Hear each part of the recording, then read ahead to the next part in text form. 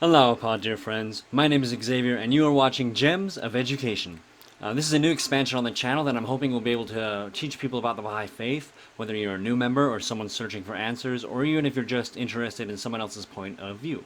Now, I'm no expert in anything really, but to understand the Baha'i teachings and the teachings of Baha'u'llah, you don't need to be.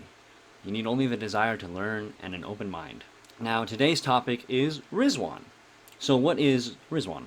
Ridvan is a 12-day festival celebrating Baha'u'llah's declaration as a manifestation of God. In the Baha'i calendar, the festival of Ridvan begins at sunset on the 13th of Jalal, which is April 20th or 21st, depending on the date of the March equinox. This 12-day celebration is one of two most great festivals, the other being the declaration of the Bab, and they are sometimes called the king of festivals.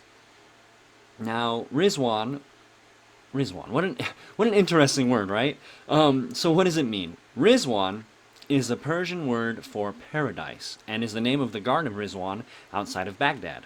This is the garden where Baha'u'llah stayed for 12 days after the Ottoman Empire exiled him, and where he left from his journey to Constantinople. Baha'u'llah describes the Garden of Ridvan as the spot from which he shed upon the whole of creation the splendors of his name, the All-Merciful. Ridvan is so significant because of Baha'u'llah's private declaration to a few followers, including his son, Abdu'l-Baha, that he, Baha'u'llah, was him whom God shall make manifest. This is the beginning point of the Baha'i faith, as a distinct religion separate from the Baha'i religion, which foretold of Baha'u'llah's coming. It's also significant because Baha'u'llah describes his movement from his home in Baghdad to the Garden of Ridvan as the same as Muhammad traveling from Mecca to Medina. There are three particularly special days during the festival of Ridvan, the 1st, 9th, and 12th. The first day being the beginning of the festival, when Baha'u'llah arrived in the garden.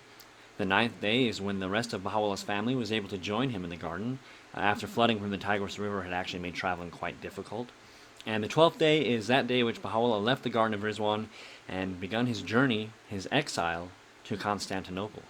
During the 1st, 9th, and 12th days, Baha'is should refrain from going to work and school. Now, also on the first day, Baha'u'llah made three very significant announcements. The first was the abrogating of religious war, meaning it was no longer allowed by mankind. The second was that there would not be another manifestation of God for another 1,000 years. And the third was that all the names of God were fully manifest in all things. These three principles were later affirmed, expounded upon, and institutionalized in the Kitabi Aqdas, the Baha'i Holy Book. During the festival of Ridvan, Baha'is pray, celebrate, and vote yearly on Baha'i elections for the positions of the local and national spiritual assemblies.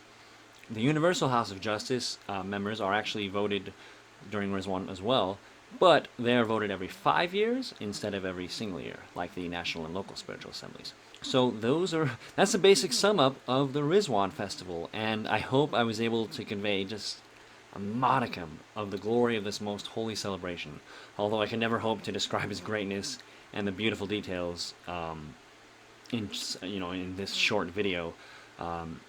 If I made any mistakes, please let me know in the comments. I wish not just to teach, but also to learn. And if there's any subject that you're particularly interested in the Baha'i faith, let me know. I would love to make videos on what you want to know about. So again, let me know in the comments. And don't forget to like and subscribe. Share this with your friends and your family. And I love you all so very much. Thank you so much. Aloha.